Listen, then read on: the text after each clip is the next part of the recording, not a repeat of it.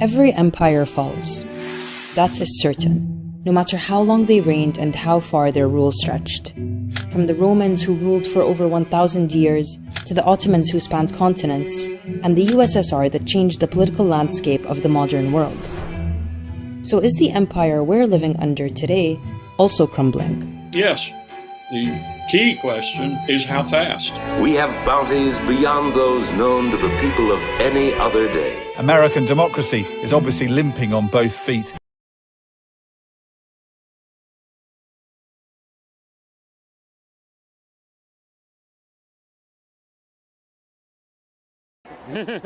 This crowd stands against President Donald Trump and billionaire Elon Musk. We will not be silenced!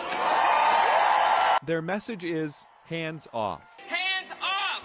Hands off! A protest against the administration's actions to cut government jobs, shutter agencies, deport immigrants, impose tariffs, and more. I am concerned about people being kidnapped off the streets and shipped to hellhole prisons. I am concerned about our economy tanking. I'm concerned about the fact that we have a president who doesn't care about people. Things are being defunded. People are losing their jobs. Just really terrible things are happening in this country. A group of seniors in Edgewater can't make it downtown, so they protest in front of their retirement community. Donald Trump has got to go! Hey, hey! A nationwide movement of people who want the country to change its direction.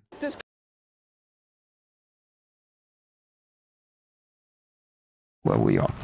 You got people who are concerned in terms of where do we go from here. You don't go nowhere. It's not your business.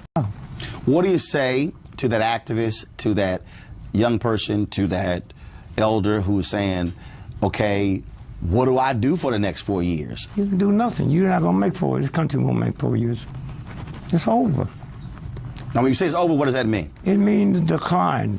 The Romans, the Greeks, the Egyptians, all of them fell. Okay? All of them fell. You see it. So what should we do? Because Jim over here talks about the resistance. Please. They had the resistance with even going against Hitler. Please.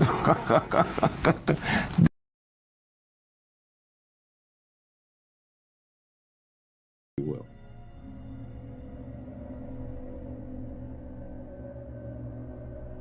Empires do not begin or end on a certain date, but they do end, and the West has not yet come to terms with its fading supremacy. At the end of every empire, under the guise of renewal, tribes, armies, and organizations appear and devour the heritage of the former superpower, often from within. In his essay, The Fate of Empires, the soldier, diplomat, and traveller Lieutenant General Sir John Glubb analysed the life cycle of empires. He found remarkable similarities between them all. An empire lasts about 250 years, or 10 generations, from the early pioneers to the final conspicuous consumers who become a burden on the state. 6 ages define the lifespan of an empire. The age of pioneers, the age of conquests, the age of commerce, the age of affluence, the age of intellect, ending with bread and circuses in the age of decadence. There are common features to every age of decadence. An undisciplined, overextended military, the conspicuous display of wealth, a massive disparity between rich and poor, a desire to live off a bloated state, and an obsession with sex.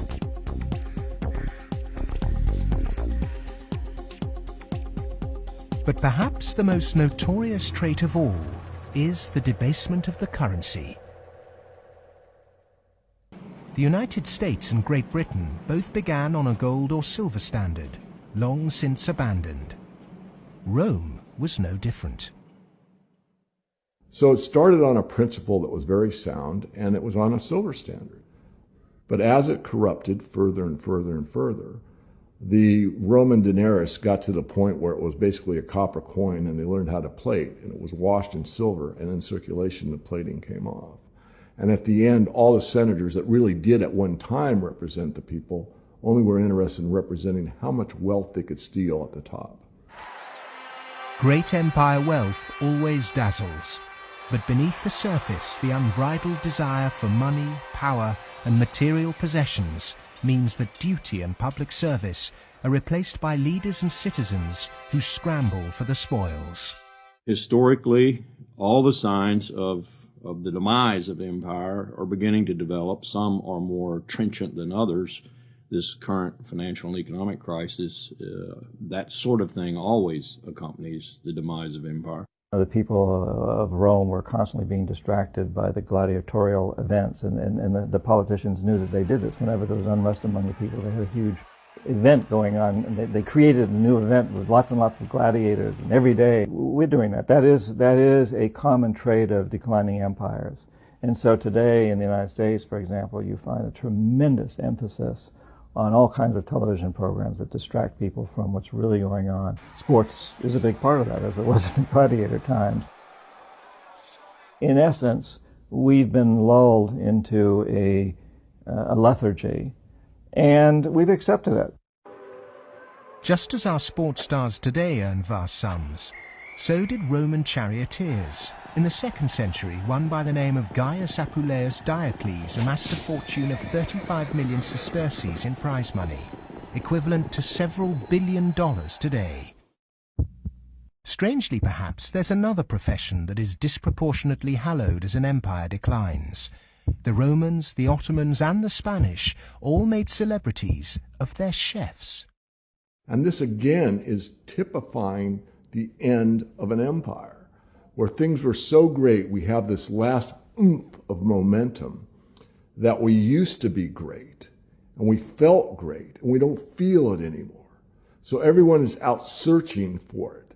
Well, maybe it's in the best food, or the best clothes, or the best music, or the best movies, or a reality TV show, or another magazine.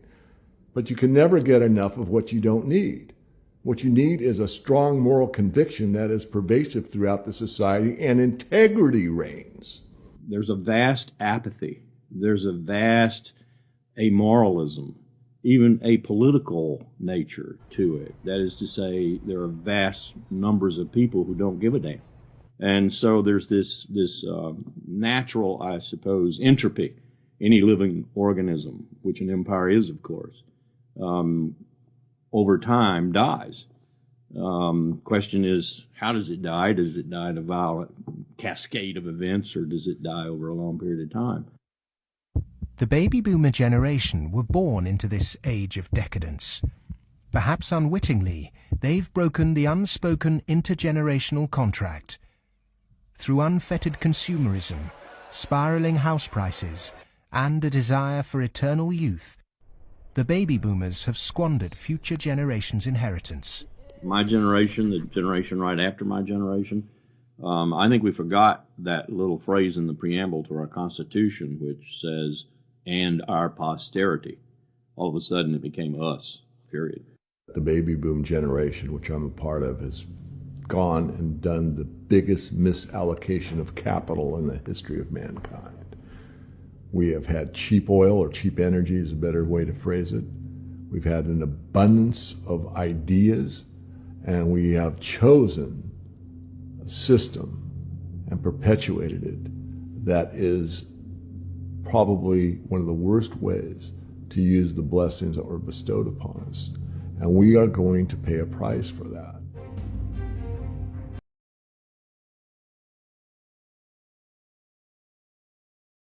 Civil rights activist, comedian, Dick Gregory. How you doing, my brother? I am fantastic, having fun. Absolutely. Feel good. This path forward. This path forward. Yes. Folks are apoplectic, upset, mad, angry. Anytime you vote for the lesser of the two evils, you evil yourself. That's how Hitler came to power. Okay? We don't see that. But you got to be evil. Here's a guy who rapes a woman once a month, another guy rapes a woman once a day, and you got to pick one to babysat for you. You're evil. And that's what our problem is weak think we part of this government, and you're not. Yes, sir. We want to take the Democrats and Republicans.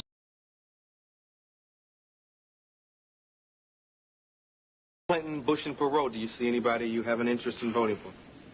Hey, man, I say my prayers, and I'm a spiritual person. And I'm going to let God settle all this craziness and all this. But we can't all do that, Eddie. Yeah, but that's what I'm doing, man. You know, that's what I'm doing. I think it's a higher power than all of it. I think it's a higher power than government. I think it's a higher power than all of those things. And I've been let down personally. You feel let down, and you feel like you're a victim. I've had all that stuff in my life, you know. And I'm down with that higher power. That's who I get my vote.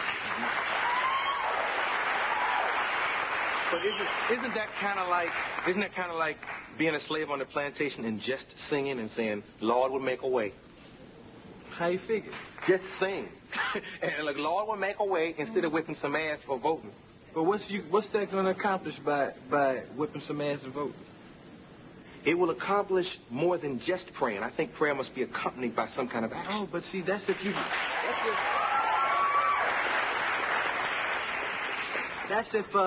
you feel that the government is doing things for you. You feel like the government is helping you out and doing things for you and has your best interest in hand. That's why I'm going to vote, because I believe. But have you ever felt like that?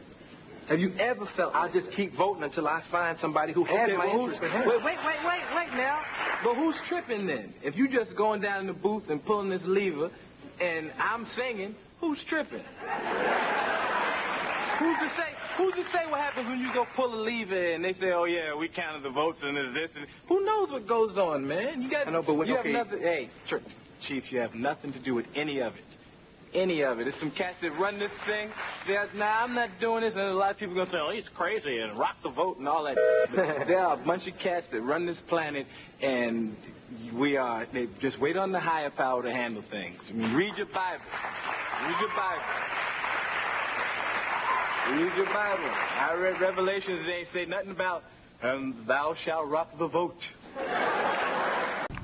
Our problem is we think we part of this government, and you're not. Yes, sir. We want to take the Democrats and Republicans out.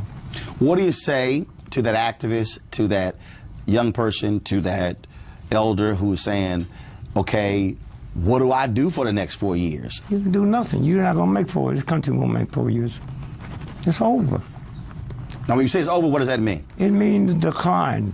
The Romans, the Greeks, the Egyptians, all of them fell. Okay? All of them fell. You see it. So what should we do?